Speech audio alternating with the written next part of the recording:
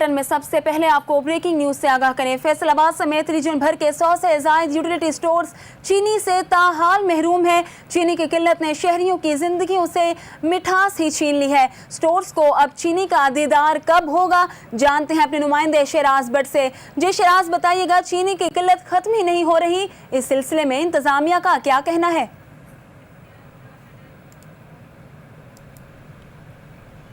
जी बिल्कुल, गुज़िश्ता 2.5 माह से चीनी की किल्लत जो है वो बरकरार है, बल्कि शदीद शक्ल इख्तियार करती चली जा रही है, संगीन शक्ल इख्तियार कर चुकी है।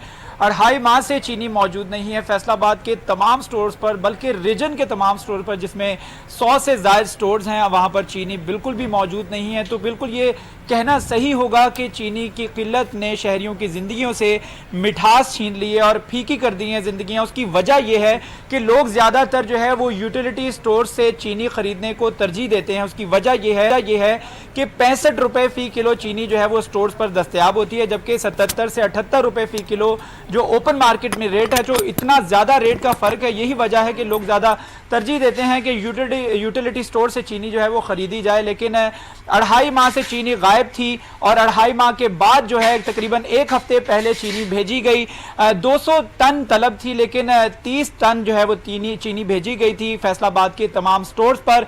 15,000 पैकेट्स भेजे गए थे, जो कि 2 रोज़ के अंदर ही ख़त्म हो गए। उसकी वजह यह है कि अगर तमाम स्टोर्स में अगर वो तकसीम कर दिए जाएं 15,000 पैकेट, तो हर स्टोर के पास 150 पैकेट आता है और 150 पैकेट 2 से 3 दिन के अंदर ख़त्म हो गया। उसकी वजह यह थी कि 2.5 माह से चीनी मौजूद नहीं थी, तो लोगों को जिस तरीके से खबर मिली कि चीनी मौजूद है और चीनी दोबारा से आ गई है 2 महीने के बाद, तो लोगों ने जो है वो जल्दी जल्दी चीनी ज़्यादा मिकदार में ख़रीदना शुरू कर दी और उसकी वजह से चीनी का स्टॉक जो था वो 2 दिन के अंदर ही ख़त्म हो गया। अभी इस वक्त जो हालात ये हैं कि फैसलाबाद के एक भी स्टोर पर, नॉट इवन सिंगल, एक भी स्टोर के ऊपर चीनी जो है वो मौजूद नहीं है, जिसका खुमियाजा सिर्फ और सिर्फ सार्फिन और शहरी और ख़रीदार भुगत रहे हैं।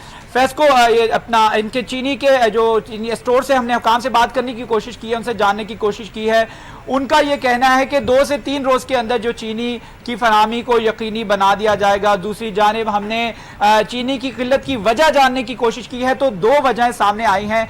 एक वजह तो ये है कि जो चश्मा शुगर मिल है, जो कि कराची से खैबर तक चीनी जो है वो प्रोवाइड करता है यूटिलिटी स्टोर्स कॉरपोरेशन को, उनके पैसे नहीं दिए गए हैं और पैसे ना अदा करने की वजह से उन्होंने चीनी की सप्लाई रोक दी है। यही वजह है कि यूटिलिटी स्टोर्स कॉरपोरेशन भी इसके ऊपर मौकफ नहीं देते हैं।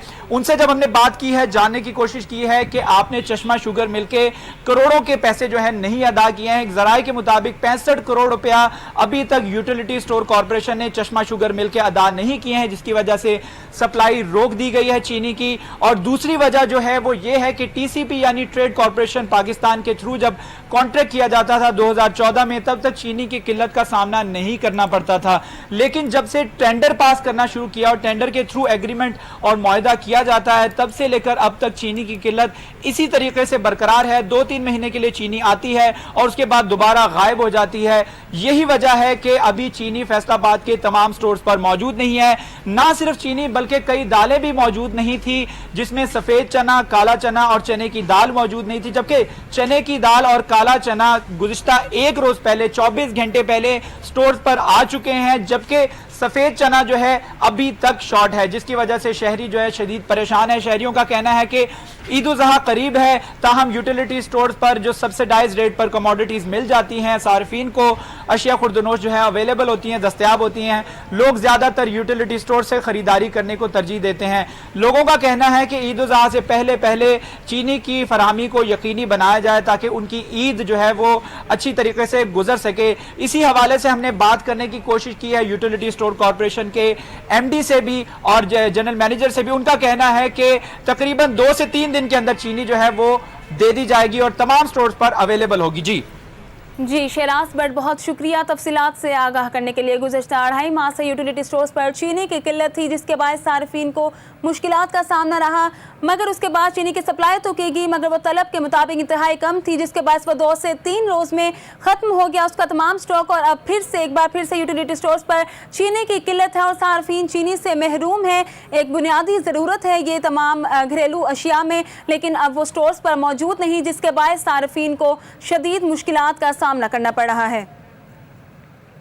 अब आपको बताएं कि फैसलाबाद में 3 रोजा इंसदाद पोलियो मुहिम का आगाज कर दिया गया। जिला भर के 13 लाख बच्चों को पोलियो के कतरे पिलाए जाएंगे। इस हवाले से मजीद जानते हैं अपने नुमाइंदे अज़ादार हुसैन से। पहले आपको बताएं कि फैसलाबाद में 3 रोजा इंसदाद पोलियो मुहिम का आगाज कर दिया गया है। जिला भर के 13 लाख बच्चों को पोलियो के कतरे पिलाए जाएंगे। अज़ादार हुसैन से मजीद जानते हैं। जी अज़ादार, बताइएगा महकमा सेहत का इस हवाले से क्या कहना है?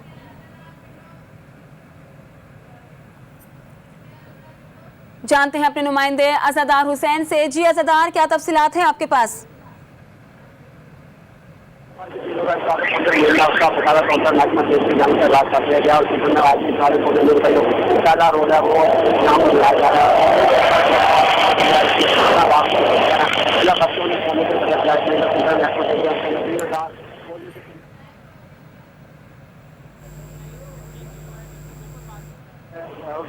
स्कूलों में कैंप लगाए हुए जहाँ पर बच्चों को पोलियो से पोलियो वर्कर के बच्चों को मधु से बचाने के लिए पोलियो कर रहे हैं वो खिला रहे हैं। फैसलाबाद में अहमदाबाद के इलाका तेरह के मुकाम पर सिविल पानी में पोलियो की तस्वीर होने के बाद फैसलाबाद को खासतौर पर टारगेट बनाया जा रहा था, जिसके बाद वो अहमदाबाद के इलाका तेरह के मुकाम पर है जहाँ पर नेशनल खेल के अफसरान भी वहाँ पर मौजूद है। उसके अलावा नेशनल खेल की टीमें भी वहीं पर पहुंचा किया हुआ है। वहाँ पर जो तमाम आम बच्चे हैं उन्हें हर चीज़ का जो पोलियो खतरा है वो खिलाए जाने की कोशिश की जा रही है। तो इसमें सीधी और डॉक्टर और आज जो पहले दिन का मुकर्रर किया गया है वो 4,45,000 के करीब के बच्चे हैं उन्हें पोलियो के खिलाए जाएंगे ताकि जो मतलूबा हड़ताल को थोड़ा किया जा सके। तो जो महकमा जेल से जानने का ये कहना है कि वो थोड़ा बुनियाद पर है जो रिपोर्ट महकमा से जो पोलियो वर्कर है उनसे ली जा रही है। और इसके अलावा जो जिले पुलिस इंतजामिया उन्होंने किसी भी नाखुशगवार वाक़े से निपटने के लिए जो पोलियो वर्कर के दौरान बच्चों को कोई भी नाखुशगवार वाक़ा है। और इसके अलावा साफ और अस्पतालों में जहाँ पर पोलियो के कैंप लगे हुए हैं, जहाँ पर पोलियो पोलियो की चला रही हैं, तो वहाँ पर ऐसा तौर पर महकमा अपना बच्चों की हड़ताल भेजा खरीदने ताकि वो भी किसी नाखुशगवार वाक़े बता सकें। जी अज़ादार हुसैन, बहुत शुक्रिया तफसीलात से आगाह करने के लिए। फैसलाबाद में 3 रोज़ा इंसदाद पोलियो मुहिम का आगाज़ कर दिया गया। जिला भर के 13 लाख बच्चों को पोलियो के कतरे पिलाए जाएंगे।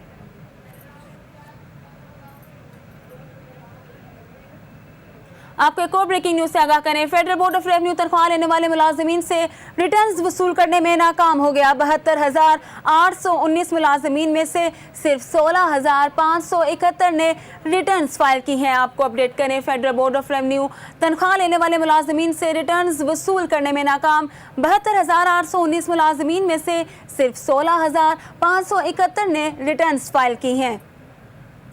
एक बार फिर आपको बताएं कि फेडरल बोर्ड ऑफ रेवेन्यू तनख्वाह लेने वाले मुलाजमीन से रिटर्न्स वसूल करने में नाकाम हो गया। 72,819 मुलाजमीन में से सिर्फ 16,571 ने रिटर्न्स फाइल की हैं। मजीद जानते हैं अपने नुमाइंदे अब्दुल रहमान से। जी अब्दुल रहमान, क्या तफसीलात हैं आपके पास? जी बिल्कुल, फेडरल बोर्ड ऑफ रेवेन्यू माली साल 2015-16 में जो उन्होंने एक पॉलिसी बनाई थी कि वो जितने भी मुलाजमीन है, जो सैलरी बेस्ड मुलाजमीन है, चाहे वो सरकारी हो या प्राइवेट हो, उनकी तमाम जो रिटर्न्स है उनकी फाइल करवाई जाएंगी ताकि उनके साथ ये अदादो शुमार आ सकें कि कितने लोग हैं जो सैलरी बेस्ड मुलाजमीन में फाइलर हैं। लेकिन इसमें उन्हें बुरी तरह से नाकामी का सामना करना पड़ा है क्योंकि सरकारी मुलाजमीन भी आधे से कम जो उनके पास आ सके और प्राइवेट मुलाजमीन की तो एक बड़ी तादाद है जिसकी वो रिटर्न्स फाइल करने में नाकाम रहे। इसके बावजूद ये कि उन्होंने महकमा अकाउंट्स को ये आर्डर भी दिया था कि जो बंदा रिटर्न फाइल नहीं करवाता, जो नॉन फाइलर है, उसकी सैलरी रोक ली जाए। लेकिन फिर भी इस पर कोई अमल दरामद नहीं हो सका। और हर महकमे में बैंक अकाउंट्स है, विद होल्डिंग टैक्स है या एक्साइज, फेडरल एक्साइज टैक्स है या NTN नंबर लेना है या किसी ने पासपोर्ट बनवाना, हर शोबे में ये सहूलियात मुयसर हैं कि जो फाइलर होता है उससे पैसे कम लिए जाते हैं, जो नॉन फाइलर होता है उसको हर शोबे में टैक्स ज़्यादा देना पड़ता है। लेकिन फिर भी federal board of revenue in पे अमल दरामद करवाने में नाकाम रहा है क्योंकि इनमें कुछ चीज़ें ऐसी भी थी कि सरकारी मुलाजमीन तक तो ये ऑर्डर्स बजरिया लेटर उन्होंने पहुंचा दिए, उन्हें ऑर्डर मिल गए और तकरीबन आधे से थोड़े कम जो है सरकारी मुलाजमीन वो फाइलर हो गए। लेकिन जो प्राइवेट मुलाजमीन है उन तक एक्सेस का कोई बड़ा जरिया ना होने की वजह से उनकी रिटर्न्स फाइल नहीं हो पाई। उन्हें बिल्कुल इस बात का अंदाज़ा नहीं है, ना ही उन्हें किसी भी फोरम पर यह बताया जा सका के रिटर्न फाइल करवाने के क्या फ़ायदे हैं, और इस हवाले से FBR भी सिर्फ बयानात तक मशगूल रही। इसके अलावा उनकी तरफ से कोई ना तो प्राइवेट मुलाजमीन को लेटर जारी हो सके, ना ही उनके खिलाफ कोई ऐसी सख्त कार्रवाई हो सकी कि तमाम प्राइवेट मुलाजमीन वो अपनी रिटर्न फाइल करवाएं। इसी वजह से एक बड़ा हिस्सा जो अभी भी वो प्राइवेट और सरकारी मुलाजमीन का वो रिटर्न फाइल बिल्कुल नहीं करवाता, बार बार कहने के बावजूद नहीं करवाता। हालांकि उन्हें इससे ज़्यादा टैक्स भरना पड़ता है, लेकिन उन्हें इस बात का अभी तक अंदाज़ा हो नहीं सका कि वो जो टैक्स देते हैं, किसी ने अपना टोकन टैक्स भी इवन के गाड़ियों का देना हो तो वो भी फाइलर के लिए कम होता है, नॉन फाइलर के लिए ज़्यादा होता है। लेकिन फिर भी बड़ा हिस्सा जो 50,000 से ज़्यादा प्राइवेट मुलाजमीन है वो रिटर्न फाइल नहीं करवाते, जिसकी वजह से FBR को भी मसाइल दरपेश हैं। उनकी कोशिश भी है, लेकिन इस हवाले से पहले भी हम ये ब्रेक कर चुके हैं कि उनके पास मुलाजमीन की भी कमी मौजूद है। इस बात को वो मानते हैं कि हमारे पास जो वर्क फोर्स है वो काफ़ी कम है, हमें ज़्यादा इन्हिसार करना पड़ता है। जो हमारे पास अवेलेबल रिसोर्सेज हैं उनमें रहते हुए हम सरकारी मुलाजमीन तक तो अप्रोच कर लेते हैं अकाउंट ऑफिस के ज़रिए, और उनकी कोशिश की जाती है कि ज़्यादा से ज़्यादा रिटर्न फाइल करवा सकें। लेकिन प्राइवेट मुलाजमीन तक कैसे अप्रोच करनी है उसके लिए अभी तक उनका कोई वाज़े ऐसा लाइन ऑफ एक्शन नहीं तय हो सका, ना ही कोई ऐसा फोरम तय हो सका है कि वो प्राइवेट मुलाजमीन तक अप्रोच करें और प्राइवेट मुलाजमीन जो कि एक बड़ी तादाद में नॉन फाइलर हैं उनकी रिटर्न हासिल कर सकें। जी अब्दुल रहमान, बहुत शुक्रिया तफसीलात से आगाह करने के लिए। FBR तनख्वाह लेने वाले मुलाजमीन से रिटर्न वसूल करने में नाकाम। 72,819 मुलाजमीन में से सिर्फ 16,571 ने रिटर्न फाइल की। एक ब्रेकिंग न्यूज से आगाह करें। महकमा तालीम फैसलाबाद ने स्कूल्स की सिक्योरिटी पर अदम इत्मीनान का इजहार करते हुए स्कूल सरबराहान को सिक्योरिटी इंतजाम सख्त करने का, गार्ड्स को स्कूल टाइम से आधा घंटा पहले और छुट्टी के आधा घंटा बाद तक स्कूल गेट पर रहने की हिदायत जारी कर दी हैं। जबकि तलबा की एक्टिव लर्निंग के लिए स्कूल सरबराहान को क्लासरूम्स में कुर्सी के बजाय डाइस फ्राहम करने की भी हिदायत की गई हैं। मजीद जानते हैं जहांगीर अशरफ से। जी जहांगीर, बताइएगा महकमा तालीम की जानिब से मजीद क्या अहकाम जारी किए गए हैं? जी, पंजाब हुकूमत की तरफ से स्कूल छुट्टियों के बाद दोबारा खुलने के बाद दोबारा से सिक्योरिटी इक़दाम चेक करने की हिदायत की गई थी महकमा तालीम फैसलाबाद को, जिस पर महकमा तालीम फैसलाबाद के अफसरान ने जो 15 अगस्त के बाद स्कूल खुले थे तो मुख्तलिफ स्कूल्स में विजिट किए। इस दौरान सिक्योरिटी इक़दाम मुकम्मल तौर पर यकीनी नहीं बनाए गए थे स्कूल सरबराहान की तरफ से, जिस पर महकमा तालीम फैसलाबाद की तरफ से सिक्योरिटी इक़दाम पर अदम इत्मीनान का इजहार करते हुए एक लेटर जारी किया गया है तमाम स्कूल सरबराहान को, जिसमें हिदायत की गई है कि स्कूल्स में तमाम जो सिक्योरिटी इकदाम हैं जो पंजाब हुकूमत की तरफ से SOPs फराहम किए गए हैं उनके मुताबिक 100% यकीनी बनाए जाएं, जबकि जो सिक्योरिटी गार्ड्स हैं उनको स्कूल लगने से आधा घंटा पहले और छुट्टी के वक्त आधा घंटा बाद तक मेन गेट पर तैनात रहने का पाबंद बनाया जाए। और अगर किसी स्कूल में सिक्योरिटी गार्ड मौजूद नहीं है तो वहाँ किसी भी दर्जा चार मुलाजिम को गेट पर तैनात किया जाए, ताकि बच्चों को छुट्टी के वक्त और स्कूल आते वक्त महफूज माहौल फराहम किया जा सके। और इसके अलावा उसी नोटिफिकेशन में हदायत की गई है स्कूल सरबराहान को कि जिसमें पॉइंट आउट किया गया है कि स्कूल्स में असातिज़ा जो हैं वो चेयर्स पर बैठे रहते हैं और पढ़ाने की बजाय रेस्ट करते हैं क्लासरूम्स में, जिस पर स्कूल सरबराहान को हदायत की गई है कि तमाम जो क्लासरूम्स हैं बिलखसूस पहले स्टेप में 9th जमात से लेकर जो हायर सेकेंडरी स्कूल्स में इंटरमीडिएट क्लासेस हैं, इन 4 क्लासेस में तमाम जो टीचर्स हैं उनको कुर्सी की बजाय डाइस फराहम किए जाएँ, ताकि वो बैठने की बजाय क्लास में इंटरेक्टिव लर्निंग के तहत बच्चों को डाइस पर खड़े होकर पढ़ा सकें और इससे ताकि जो क्वालिटी ऑफ एजुकेशन है स्कूल में बेहतर हो सके। ये DO secondary education Ali Ahmad Siyan की तरफ से जो मुरासला तमाम स्कूल सरबराहान को जारी किया गया है, जिससे वाज़ेह हदायत जारी की गई हैं कि सिक्योरिटी इक़दाम को भी बेहतर बनाया जाए और जो इंटरेक्टिव लर्निंग है उसके लिए कुर्सियों की बजाय असातिज़ा को डाइस फराहम किए जाएँ, ताकि वो क्लासरूम्स में फारिग बैठने की बजाय बच्चों को डाइस पर खड़े होकर इंटरेक्टिव लर्निंग दे सके और बच्चों को अच्छे तरीके से पढ़ा सकें। इस हवाले से AEOs को भी हदायत की गई है लेटर के थ्रू के तमाम जो AEOs हैं असिस्टेंट एजुकेशन ऑफिसर वो स्कूल विजिट के दौरान इन दोनों इकदाम को यकीनी बनाएं कि सिक्योरिटी के इकदाम भी मुकम्मल हैं और इंटरेक्टिव लर्निंग प्रोग्राम के तहत जो क्लासरूम्स हैं वहाँ पर कुर्सियों के बजाय डाइस रखे गए हैं या नहीं। अगर किसी हाई स्कूल में बिलखसूस कुर्सी की बजाय डाइस वहाँ पर मौजूद ना हुआ तो स्कूल सरबराहान को भी शोकाज नोटिस जारी किए जाएंगे और सिक्योरिटी इकदाम पर भी शोकाज नोटिस जारी किए जाएंगे। इस हवाले से तमाम जो ऑफिसर्स हैं वो कल से विजिट भी करेंगे इस हवाले से खसूसी तौर पर। जी जहांगीर, बहुत शुक्रिया तफसीलात से आगाह करने के लिए। महकमा तालीम ने स्कूल सरबराहान को सिक्योरिटी इंतजाम सख्त करने, गार्ड्स को स्कूल टाइम से आधा घंटा पहले और छुट्टी के आधा घंटा बाद तक स्कूल गेट पर रहने की हिदायत जारी कर दी हैं। और अब आपको बताएं कि डिस्ट्रिक्ट हेडक्वार्टर अस्पताल लोगों में बीमारियां फैलाने लगा है। इमरजेंसी ट्रॉमा रूम में सर्जिकल आलात को बगैर रिसाइकलिंग किए इस्तेमाल किया जाने लगा है, जिससे मरीजों में ब्लड डिजीज़ फैलाई जा रही हैं। आपको बताएं कि डिस्ट्रिक्ट हेडक्वार्टर अस्पताल लोगों में बीमारियां फैलाने लगा है। इमरजेंसी ट्रॉमा रूम में सर्जिकल आलात को बगैर रिसाइकलिंग किए इस्तेमाल किया जाने लगा है, जिससे मरीजों में खून की बीमारियां आम होने लगी हैं। मज़ीद जानते हैं माजिद बिलाल से। जी माजिद, आगाह कीजिएगा। चनियोट का सबसे बड़ा सरकारी हॉस्पिटल यानी डिस्ट्रिक्ट हेडक्वार्टर अस्पताल चनियोट जो है, उसके एमरजेंसी वार्ड में स्टीलाइज़र मशीन मौजूद नहीं है, जो लोगों में बीमारियां फैलाने का बायस बन रही है। महकमा सेहत चनियोट जो है वो लोगों का इलाज करने की बजाय मज़ीद बीमारियां फैलाने का बायस बन रहा है। ट्रामा रूम में स्टीलाइज़र मशीन जो है वो ज़रूरी होती है, जिसका इस्तेमाल लाजमी होता है। किसी भी सर्जिकल आलात को जब किसी एक पेशेंट पर इस्तेमाल किया जाता है तो दूसरे मरीज़ पर इस्तेमाल करने से पहले उन आलात को स्टीलाइज़र के ज़रिए रिसाइकिल किया जाता है कि गुज़िश्ता जो मरीज़ है जिस पर इस्तेमाल किए गए हैं उसके जरासीम दूसरे मरीज़ तक मुंतकिल ना हो सके। लेकिन गुज़िश्ता कई माह से डिस्ट्रिक्ट हेडक्वार्टर चनियोट के ट्रामा रूम में स्टीलाइज़र मशीन मौजूद ही नहीं है, और इस तरह से जो यहाँ के डॉक्टर्स हैं वो जो सर्जिकल आलात हैं उनको बगैर रिसाइकलिंग के इस्तेमाल करने पर मजबूर हैं, जिसके बायस बीमारियाँ जो हैं, जिनमें ख़तरनाक बीमारियाँ, हेपाटाइटिस जैसी बीमारियाँ जो हैं और वो ब्लड डिजीज़ जो हैं वो फैल रही हैं लोगों में। सर्जिकल आलात जो हैं वो, चूँकि चनियोट का ये सबसे बड़ा सरकारी हॉस्पिटल है और जितने भी मरीज़ होते हैं, हादसाती पेशेंट्स होते हैं, ज़ख्मी होते हैं,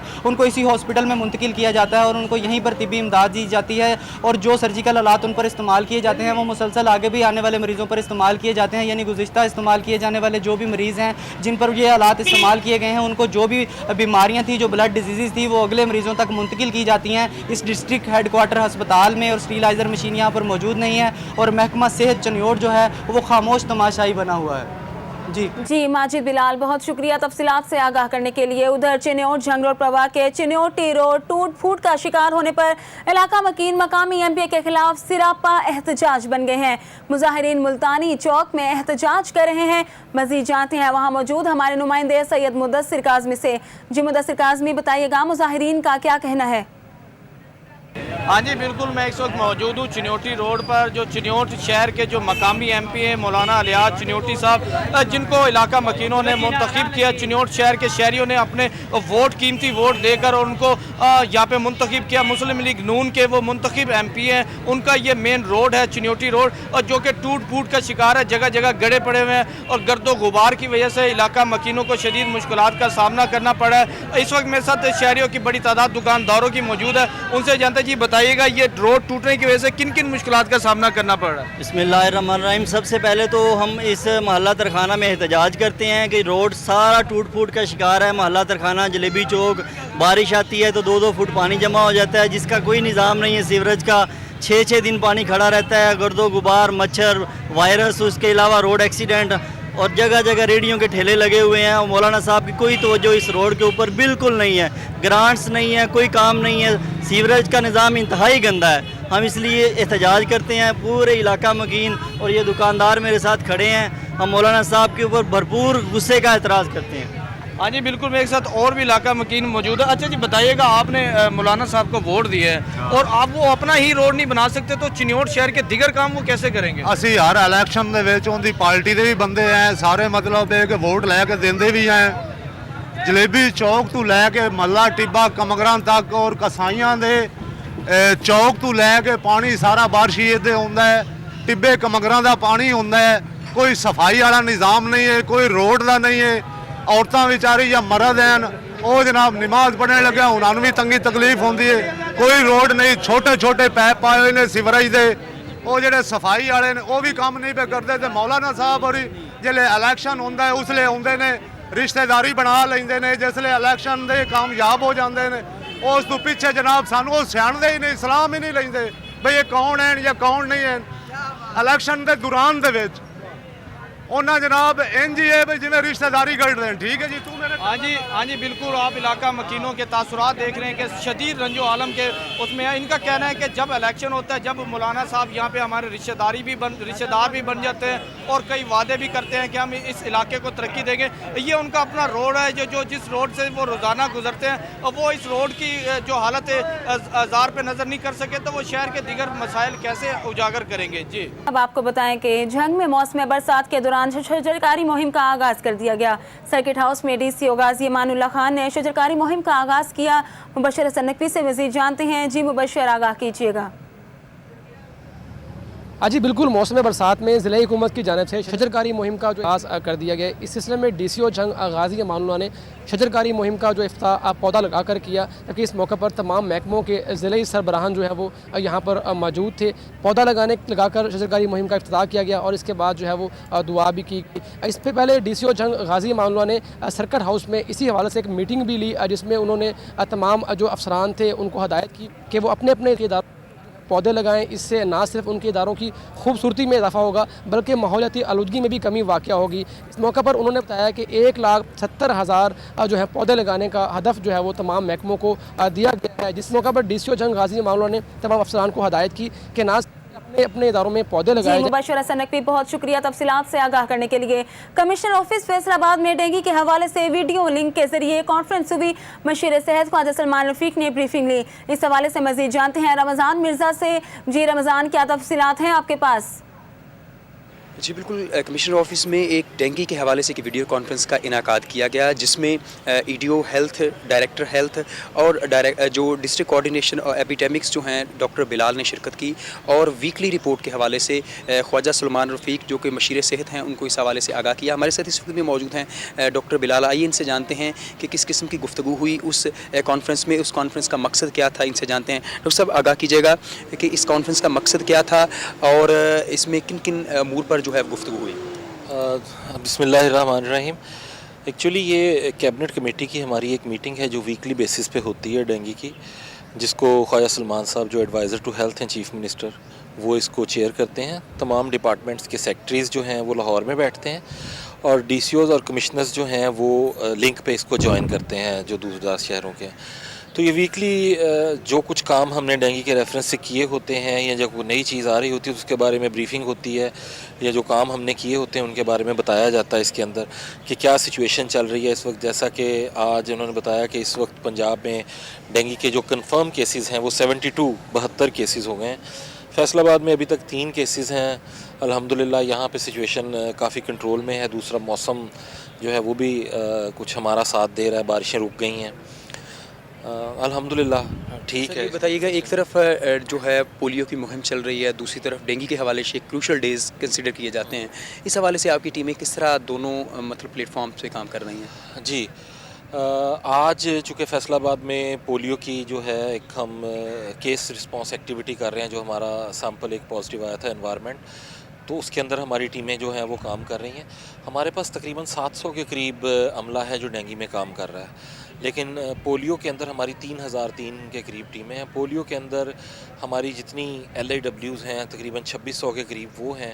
उसके अलावा शहर में हमारी डिस्पेंसर्स और जितना पैरामेडिकल स्टाफ है, जितने हमारे मेडिकल ऑफिसर्स हैं, वो सारे हैं।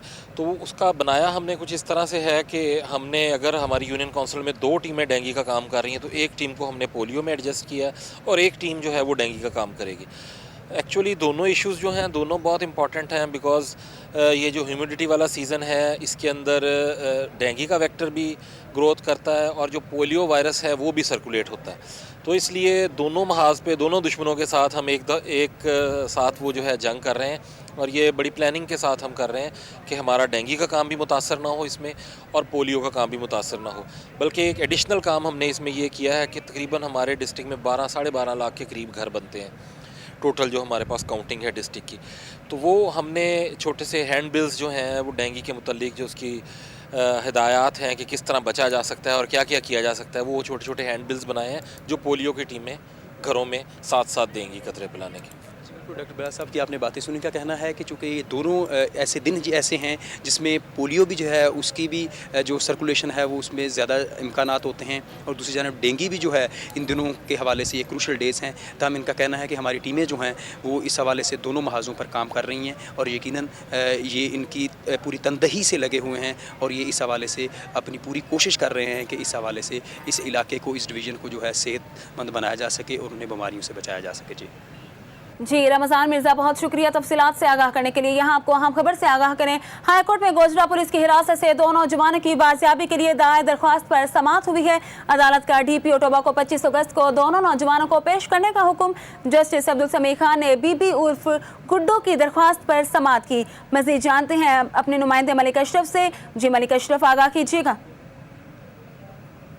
जस्टिस अब्दुल समी खान अदालत में 2 नौजवानों की गुजरा पुलिस की हिरासत से बाजियाबी के लिए दायर दरखास्त पर समाअत हुई।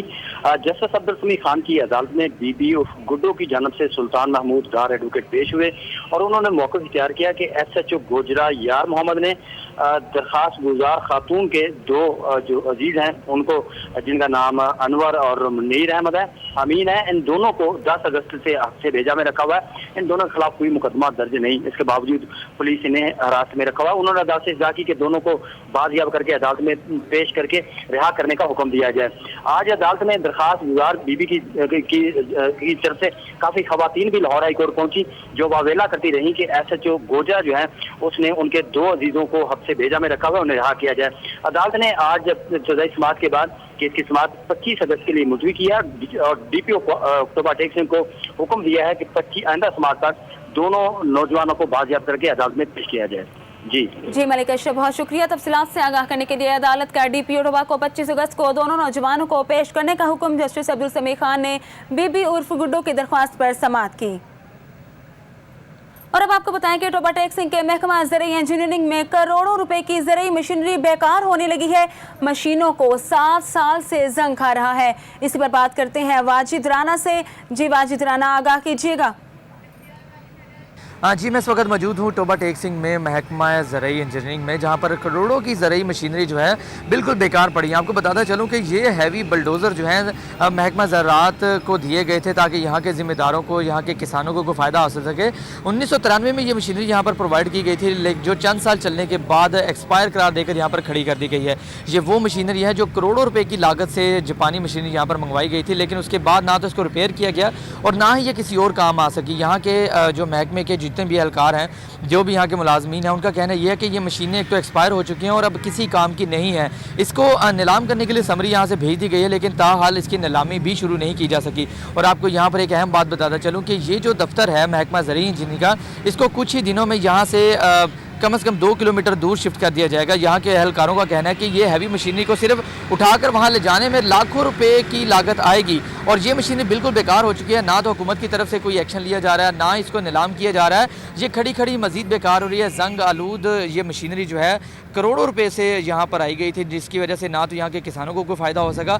और आपको बताते चलूँ कि यहाँ के किसान, ये मशीनें कम से कम 5 से 7 साल हो चुके हैं जो बिल्कुल बेकार करके यहाँ पर खड़ी कर दी गई हैं और ये करोड़ों रुपये से लागत से यह हैवी मशीनरी यहाँ पर आई थी, जिसकी वजह से किसानों को कोई रिलीफ मिलना था, कोई फ़ायदा मिलना था। लेकिन पिछले 5 से 7 साल से ना तो कोई किसान इससे फ़ायदा उठा सका और ना ही महकमा ज़राई इंजीनियरिंग। झंग से एक अहम खबर शामिल करते हैं। खाकी शाह रोड पर मौजूद मोहल्ला चाहवाली में बिजली का टूटा हुआ खंबा इलाका मकीनों के लिए मुश्किलात पैदा कर रहा है। मजीद जानते हैं झंग से हमारे नुमाइंदे इमरान तारिक से। जी इमरान, बताइएगा क्या तफसीलात हैं आपके पास? जी बिल्कुल, इस वक्त मैं झंग खाकी शाह रोड पर मौजूद मोहल्ला चाहवाली में मौजूद हूँ, जहाँ पर ये बिजली का जो खंबा है इलाका मकीनों के लिए मुश्किलात का बाइस बना हुआ है। इलाका मकीनों का कहना है कि आज से तकरीबन 2 साल पहले जो है ये खंबा, जो ट्रांसफार्मर का जो मेन खंबा है, ये खस्ता हाली की वजह से जो वो झुक गया था, जिसको सहारा देने के लिए जो है ये एक खंबे का जो सहारा दिया गया है और इसको ना साथ जो वेल्ड किया गया है, बल्कि सिर्फ टेलीफोन की तारों के साथ जो है वो गिरा बांध के सहारा दे दिया गया है, जो इलाका मकीनों के लिए मुश्किलात पैदा कर रहे हैं। हमारे साथ एक रहायशी मौजूद है, इनसे बात करते हैं। जी बताइएगा, यहाँ पे जो बिजली का खंबा है, इनसे आपको किन मुश्किलात का सामना है? कोई दरख्वास्त दी है आपने? हाँ जी, हमने काफ़ी दरख्वास्त वगैरह दी हैं और महकमे वालों को बताया है। वो आते हैं और आकर देख कर चले जाते हैं। जी हमारे पास वसाइल नहीं है, ये है वो है, आगे पीछे ना कोई इधर से रेडी वगैरह गुजरती है, ना कोई गाड़ी वगैरह गुजर सकती है। और हम इस वजह से बहुत परेशान हैं। कई दफ़ा उनको बताया कि आ जाओ, इनको कहते हैं हमारे पास टाइम नहीं, वसाइल नहीं है। ये खम लगा हुआ टावर लगा हुआ है कि ना ट्रांसफार्म 2 डीओं पर चल रहा है और इतना इसके ऊपर लोड है कि जिसकी हद कोई नहीं। दूसरे तीसरे दिन जनाब जी डी उड़ी हुई होती हैं। ये अभी फ़िलहाल 2 डीओं पर इतना लोड चल रहा है। जी, यहाँ पे जो रिहायशी हैं इनका भी यही कहना है कि एक तो आए दिन जो है ये ट्रांसफार्मर जो है वो ख़राब रहता है। अगर मेरा कैमरामैन दिखा सके तो आप पीछे देख सकते हैं कि ये जो मेन खंबा है, इसका जो ट्रांसफार्मर का जो मेन खंबा है नीचे से बिल्कुल खस्ता हो चुका है, जिसको जो है वेल्ड कर दिया गया है और उसके साथ जो है वो सहारा दे दिया गया है। यहाँ पर एक स्कूल भी है जिसमें जो है वो छोटे बच्चे इसी खंबे के पास से गुजर के वहाँ पर जाते हैं। और ये जो खंबा है मेन गली के वस्त में लगा दिया गया है। खुदा ना खास्ता अगर कोई इमरजेंसी हो जाए तो यहाँ से ना कोई गाड़ी गुजर सकती है, ना कोई जो है वो यहाँ से एम्बुलेंस गुजर सकती है। रहायशियों का कहना है कि मुतअद्दिद बार जो है वो दरख्वास्त दी है, लेकिन जो फेस्को के एहलकार है उनका कहना है कि उनके पास टाइम नहीं है, वो आ नहीं सकते और वो जो है इनके बात बिल्कुल भी नहीं सुन रहे, ना इनकी बात पे जो कान धर रहे हैं। इनका जो है फेस्को अफसरान से यही मुतालबा है कि जल्द ये खंबा यहाँ से निकाला जाए या इसका कोई प्रॉपर हल किया जाए ताकि इनकी मुश्किलात में कमी आए। जी इमरान तारिक, बहुत शुक्रिया तफसीलात से आगाह करने के लिए। अब आपको बताएं कि जड़ावाला रोड पर मौजूद इलियास टाउन सीवरेज के नाकिस इंतजामात की वजह से मिसाइलिस्तान बन गया। जगह जगह गंदे पानी के ढेरों ने लोगों की जिंदगी अजीरन कर दी है। मजीद जानते हैं मुकीत मलिक से। जी मुकीत, बताइएगा क्या मसाइल हैं इलियास टाउन के? जी बिल्कुल, जड़ावाला रोड पर सरगोदा यूनिवर्सिटी के सामने ये मौजूद इलियास टाउन मसाइलिस्तान उस वक्त बना जब यहाँ के जो सीवरेज मसाइल हैं वो इंतहाई बढ़ते चले जाए, जिसकी वजह से यहाँ के जो इलाका मकीन है उन्हें शदीद मुश्किलात का सामना करना पड़ता है। यहाँ पर जो सीवरेज के मसाइल हैं बिल्कुल नाकस हैं, जिसकी वजह से यहाँ पर जोहड़ और तालाब के जो गंदे पानी के ढेर हैं वो यहाँ पर मौजूद हैं और इलाका मकीन इस हवाले से बहुत ज़्यादा परेशान है। उनके मकान जो हैं वो बिल्कुल ज़मीन बोस हो चुके हैं, मकानों में उनके दरारें आ चुकी हैं, जिसकी वजह से वो यहाँ पर नकल मकानी करने पर भी बेचारे मजबूर हो गए हैं और जो यहाँ पर रह भी रहे हैं उनका भी कोई पुरसाने हाल नहीं। इलाका मकीनों का कहना है कि यहाँ पर जो है वो जब वोट लेने की बारी आती है तो MNA समेत MPA जो भी हैं वो यहाँ पर आते हैं और वोट लेने के बाद से जब से इलेक्शन हुए तब से यहाँ पर किसी ने इस तरफ का रुख नहीं किया और हमारा कोई पुरसाने हाल नहीं है। जबकि हमारे बच्चे जो हैं इस गंदे पानी की वजह से, ताफुन की वजह से, वबाई अमराज की वजह से बीमार हो रहे हैं और इस हवाले से मुतअद्दिद बार शिकायत भी की है लेकिन हमारी सुनवाई नहीं हुई। यहाँ अगर मैं बात करता चलूँ मज़ीद मसाजिद के हवाले से तो लोगों की मसाजिद में जाने का जो भी वो भी कोई हाल नहीं है कि वो मसाजिद में नहीं जा सकते कि गलियों में और सीवरेज का जो पानी है वो इतना ज़्यादा मौजूद है कि ये जो पानी है उनको मसाजिद में जाने से रोकता है कि जैसे ही वो मसाजिद के लिए रुख करते हैं तो गुजरना उन्हें पड़ता है इसी गंदे सीवरेज के पानी से, जहाँ से उनके कपड़े नापाक हो जाते हैं और वो अपनी इबादत से भी महरूम रह जाते हैं। और तो और यहाँ पर जीना तो जीना, मरना भी दुशवार हुआ है कि यहाँ पर अगर खुदा न खास्ता किसी की मौत वाक़या हो जाती है, कोई फौत हो जाता है तो यहाँ से उसका जनाजा लेकर गुजरना भी मुहाल है। तो अंदाज़ा किया जाए तो अगर एक कांधों पर जनाजा हो और हाथों में जूता हो तो वो क्या ही मंजर पेश करता होगा। तो इस हवाले से जो इलाका मकीन है वो इंतहाई मुश्किलात का शिकार हैं। यहाँ पर इलाका मकीन मेरे साथ मौजूद भी हैं, उनसे पूछते हैं और उनसे बात करते हैं कि उन्हें किस किस्म के मसाइल दरपेश हैं। जी, कब से ये सीवरेज का मसला दरपेश है मुझे बताइएगा। 15 ਤੋਂ 18 ਸਾਲ ਤੋਂ ਜੀ, 15 ਤੋਂ 18 ਸਾਲ ਤੋਂ ਹੈਗਾ ਇਹ ਮਸਲਾ ਤੇ ਬਹੁਤ ਹੀ ਅਸੀਂ ਪਰੇਸ਼ਾਨ ਇਸ ਗੱਲ ਤੋਂ। ਫਿਰ MPA ਜਿਹੜਾ ਸਾਡਾ ਰਜ਼ਾ ਨਸਰੁੱਲਾ ਘੁੰਮਣ ਉਹ ਇਸ ਇਲਾਕੇ 'ਚ ਆਇਆ ਔਰ ਬੜਾ ਅੱਛਾ ਇਸਤਕਬਾਲ ਕੀਤਾ ਤੇ ਉਸ ਤੋਂ ਬਾਅਦ ਉਹਨੇ ਜਲਸਾ ਕੀਤਾ। ਜਲਸੇ ਤੋਂ ਬਾਅਦ ਕਹਿੰਦਾ ਜੀ ਇਸ ਇਲਾਕੇ ਨੂੰ ਮੈਂ ਪੈਰਿਸ ਬਣਾ ਦੂੰਗਾ। ਘੁੰਮਣ ਸਾਹਿਬ ਆ ਕੇ ਦੇਖੋ ਇਹ ਤੁਹਾਡਾ ਪੈਰਿਸ ਆ, ਇੱਥੇ ਮੇਰਾ ਖਿਆਲ ਤੁਸੀਂ ਵੀ 10 ਮਰਲੇ ਦਾ ਪਲਾਟ ਲੈ ਕੇ ਕੋਠੀ ਬਣਾ ਲਓ ਆਪਣੀ, ਇਹ ਪੈਰਿਸ ਆ, ਤੁਹਾਡੇ ਰਹਿਣ ਦਾ ਇਲਾਕਾ ਹੈਗਾ ਵਾ। MNA ਜਿਹੜਾ ਸਾਡਾ ਮੀਆਂ ਕਾਸਮ ਫਰੂਕ ਸਾਹਿਬ ਉਹਨਾਂ ਕਹਿ ਰਹੀ 10 ਦਿਨ ਤੁਹਾਡੇ ਆ ਤੇ 11ਵਾਂ ਦਿਨ ਮੇਰਾ ਵਾ। ਅੱਜ 11ਵਾਂ ਦਿਨ ਮੀਆਂ ਕਾਸਮ ਫਰੂਕ ਸਾਹਿਬ ਦਾ ਵਾ। ਅੱਜ 4 ਸਾਲ ਹੋ ਗਏ, ਅਜੇ ਤੱਕ ਮੀਆਂ ਕਾਸਮ ਫਰੂਕ ਅਸੀਂ ਦੇਖਿਆ ਨਹੀਂ ਹੈਗਾ ਵੀ ਉਹ ਕਿੱਦਾਂ ਦਾ ਹੈਗਾ ਕਿੱਦਾਂ ਦਾ ਨਹੀਂ। ਅਸੀਂ ਨੂਨ ਲੀਗ ਨੂੰ ਦੇਖ ਕੇ ਵੋਟ ਦਿੱਤੇ, ਨੂਨ ਲੀਗ ਦੇ ਸਪੋਰਟਰ ਅਸੀਂ ਪੱਕੇ, ਨੂਨ ਲੀਗ ਨੂੰ ਵੋਟ ਦੇਣਾ ਆਉਂਦੇ ਸਾਲ ਹੀ। ਲਿਹਾਜ਼ਾ ਸਾਨੂੰ MNA ਤੇ MPA ਇਹ ਤਾਂ ਕੋਈ ਚੰਗੇ ਬੰਦੇ ਦੇ ਪੁੱਤ ਲੱਭ ਕੇ ਦਿਓ ਇਹਨੂੰ ਸਾਨੂੰ। ਇਹ ਤਾਂ ਸਾਨੂੰ ਜਿਹੜੇ ਤੁਸੀਂ ਦਿੱਤੇ ਅੱਲਾ ਖੈਰ ਕਰੇ, ਇਹ ਸਾਨਾ ਵਾਅਦੇ ਕਰਕੇ ਝੂਠੇ, ਨਾ ਕੋਈ ਗੈਸ ਨਾ ਕੋਈ ਚੀਜ਼, ਇੱਥੇ ਕੋਈ ਚੀਜ਼ ਨਹੀਂ, ਮਰਦੇ ਪਏ ਨਾ ਸਾਨੂੰ ਕੋਈ ਪੁੱਛਣ ਵਾਲਾ ਨਾ ਕੋਈ ਸਾਨੂੰ ਦੱਸਣ ਵਾਲਾ। ਅੱਗੇ ਇੱਕ MNA ਨੇ ਆਪਣਾ ਬੰਦਾ ਰੱਖਿਆ, ਇੱਕ ਘੁੰਮਣ ਸਾਹਿਬ ਨੇ ਆਪਣਾ ਬੰਦਾ ਰੱਖਿਆ ਵਾ। ਸਾਡੇ ਵਾਸਤੇ MNA ਮੀਆਂ ਫਰੂਕ ਉਹ ਆ ਤੇ ਘੁੰਮਣ ਸਾਹਿਬ ਦਾ ਜਿਹੜਾ ਬੰਦਾ ਸਾਡੇ ਵਾਸਤੇ ਘੁੰਮਣ ਸਾਹਿਬ ਉਹ ਆ। ਉਹ ਮੀਆਂ ਫਰੂਕ ਦਾ ਜਿਹੜਾ ਬੰਦਾ ਉਹ ਕੋਈ ਕੰਮ ਕਰਾਉਂਦਾ ਤੇ ਘੁੰਮਣ ਸਾਹਿਬ ਦਾ ਬੰਦਾ ਆ ਕੇ ਰੋਕ ਦਿੰਦਾ। ਘੁੰਮਣ ਸਾਹਿਬ ਦਾ ਕੋਈ ਬੰਦਾ ਕੰਮ ਕਰਾਉਂਦਾ ਤੇ ਉਹ ਰੋਕ ਦਿੰਦਾ ਆ ਕੇ। ਸਾਨੂੰ ਇਹਨਾਂ ਦੀ ਲੜਾਈ ਦੇ ਵਿੱਚ ਸਾਨੂੰ ਇੰਨੀ ਮੁਸ਼ਕਲ ਪਈ ਹੈ ਨਾ, ਅਸੀਂ ਕਿਹਨੂੰ ਕਹੀਏ। ਉਹ ਕਹਿੰਦਾ ਮੇਰੇ ਡੇਰੇ 'ਤੇ ਆ ਕੇ ਬਹੋ, ਉਹ ਕਹਿੰਦਾ ਮੇਰੇ ਡੇਰੇ 'ਤੇ ਆ ਕੇ ਬਹੋ। ਅਸੀਂ ਕਿਹੜੇ ਡੇਰੇ 'ਤੇ ਬਈਏ? ਅਸੀਂ ਵੋਟ ਨੂਨ ਲੀਗ ਨੂੰ ਦਿੱਤੇ ਆ ਜਾਂ ਇਹਨਾਂ ਡੇਰੇਦਾਰਾਂ ਨੂੰ ਵੋਟ ਦਿੱਤੇ ਆ? मुझे बताइएगा इस हवाले से, ये जो करीबी ये जो पौंड है यहाँ पर, इसमें कोई बच्चा भी डूब के मरने की तरह मिली? एक बच्चा डूब के मरिया जी इत्थे, वो रात के टाइम 7 बजे डुबिया सी, मुड़ के कोई निकलिया नहीं गया, वो लिहाजा मर गया थे ना, जिन्हें कढ़िया ਉਹਦਾ ਨਾਂ ਲੱਗ ਗਿਆ। ਤੇ MN MP ਜਿਹੜੇ ਸੁਰਪ੍ਰੀਤ ਵਾਲੇ ਬੰਦੇ ਆ, ਉਹਨਾਂ ਨੇ ਆ ਕੇ ਉਹ ਗੱਲ ਹੀ ਦਬਾਤੀ, ਉਹਨਾਂ ਨੇ ਗੱਲ ਉੱਡਣ ਨਹੀਂ ਦਿੱਤੀ ਵੀ ਇਹ ਗੱਲ ਉੱਡੇਗੀ ਤੇ ਇੱਥੇ ਕੰਮ ਹੋਣਾ ਪੈਣਗੇ, ਲਿਹਾਜ਼ਾ ਇਹਨਾਂ ਪਤਾ ਨਹੀਂ किथे ग्रांट ਜਾਂਦੀ ਪਈ ਆ। जी बिल्कुल, इनका कहना है कि यहाँ पर हालात इतने कशीदा हैं, इतने खस्ता हैं कि यहाँ पर एक बच्चे की जो है इस पानी में, इस गंदे पानी में जो है वो डूबकर उसकी डेथ भी हुई। अगर मेरा कैमरामैन सईद आपको दिखा सके तो ये मेरी बाईं जानिब ये जो पौंड नज़र आ रहा है, आपको तालाब नज़र आ रहा है, यही वो पानी है। यहाँ पर जो है वो बच्चा डूबकर जो है वो उसकी डेथ हो गई थी। यहाँ पर अगर एक भैंस खड़ी हो तो वो भैंस पूरी की पूरी नज़र नहीं आती, ये पानी इतना गहरा है। बज़ाहिर तो ये बिल्कुल छोटा सा तालाब दिखाई देता है, लेकिन ये पानी इतना गहरा है कि उस बच्चे की इस पानी में डूबकर डेथ होगी, लेकिन किसी ने आकर यहाँ पर कोई हमारी जो है वो सुनवाई नहीं की। फिर इनका ये भी कहना है कि MNA और MPA की बाहमी चपकलिश है, आपस में उनकी कोई लागतबाजी है, लेकिन खमियाजा हमें भुगतना पड़ता है। MNA भी हमें जो है वो 4 चांद दिखाए थे उन्होंने भी कि हम ये कर देंगे, हम वो कर देंगे, और MPA भी ऐसे ही था कि वो 10वें दिन के बाद 11वां दिन नहीं चढ़ने देंगे और आपके सारे काम जो है वो मुकम्मल हो जाएंगे, पेरिस बना देंगे इसको। तो इनका ये मुतालबा है कि अगर हमारे MPA का यही पेरिस है तो वो भी इसी पेरिस में आएँ और इसी पेरिस में आके हमारे साथ रहें, तो पता चले कि यहाँ पर क्या मसाइल हैं। तो इस हवाले से इनका मुतालबा है मकामी नुमाइंदों से कि अगर आपकी बाहमी चपकलिश है तो बरकरार रखी जाए, लेकिन इसका खमियाजा हमें क्यों भुगतना पड़ रहा है, इसका खमियाजा हमें ना भुगतना पड़े और इन मसाइल को जल्द अज जल्द ख़त्म करके हमें और हमारे बच्चों को मुख्तलिफ़ किस्म के वबाई अमराज से बचाया जाए। जी मुकीत मलिक, बहुत शुक्रिया आगाह करने के लिए। अब आपको बताएं कि झंग लाहौर हाईकोर्ट के अहकामात पर सेशन जज सज्जाद हुसैन संदर की जानिब से तमाम जजेस और अदालती अमले को सानेहा कोयटा के लवाहिकीन के लिए फ़ंड्स इकट्ठे करने के अहकामात जारी किए गए थे, जिस पर 2,41,000 रुपये इकट्ठे कर लिए गए हैं। मज़ीद जानते हैं सैयद ज़ीशान रज़ा से। जी ज़ीशान, बताइएगा।